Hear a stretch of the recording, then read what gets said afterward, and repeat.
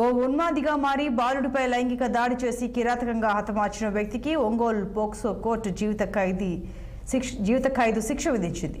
కొమరోలు మండలం అక్కపల్లికి చెందిన దొనపాటి వెంకట ప్రశాంత్ అనే వ్యక్తి ఆర్మీలో పనిచేసేవాడు. సెలవులకు ఇంటికి వచ్చిన ప్రశాంత్ అశ్లీల వీడియోలకు బానిసయ్యాడు. అయితే రోడ్డు మీద ఆడుకుంటున్న ఓ బాలుడిని గ్రామానికి దూరంగా తీసుకువెళ్లి అసహజ లైంగిక దాడికి పాల్పడి అతన్ని దారుణంగా హతమార్చాడు. 3 రోజుల తర్వాత మృతదేహాన్ని బయటకు తీసిన పోలీసులు కేసుని దర్యాప్తు చేపట్టారు. దీంతో నిందితుడు భయాందోళనకు గురై నేరాన్ని అంగీకరించాడు.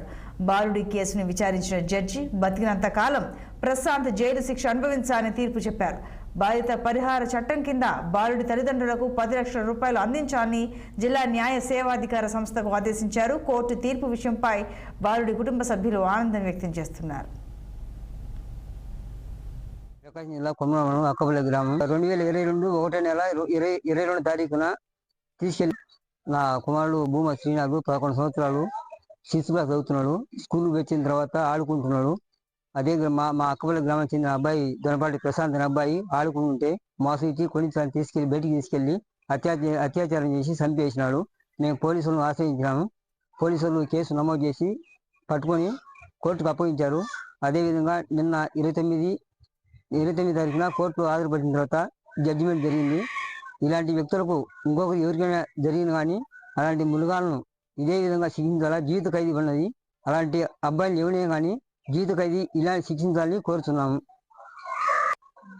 ఒంగోలు కోర్టు వారు 29/8/2024 ప్రశాంత్కు శిక్ష వేసినారు. బాధితులకు ఇలాంటి జరిగితే ఇంకా ఇలాంటి జరగాలని ఇలాంటి శిక్షించాలని మేము బాగా చాలా సంతోషంగా ఉన్నాము.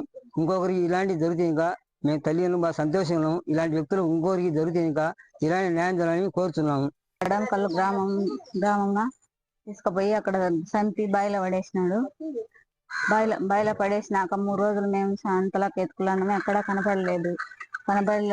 3 రోజుల తర్వాత మా ఊర్లోనే వ్యక్తి, మా అబ్బాయిని తీసుకుపోయిన వ్యక్తి వాడు మెసేజ్ పెట్టినాడు. 50 లక్షలు ఇవ్వకపోతే ఇంకొకరిని కూడా లేపుతానని పెట్టినాడు. దాని మెసేజ్ ద్వారా మాకు పోలీసులు మాకు మంచి చేసినారు. అయితే తప్పు చేసిన వాడికి ఇంతగాడికి ఇంత అనుభవించేటట్టు ఉరిశిక్ష తీయాలని కోరుకుంటున్నాము. అబ్బాయిని హత్య చేసినాడు దొనపాటి ప్రశాంత్.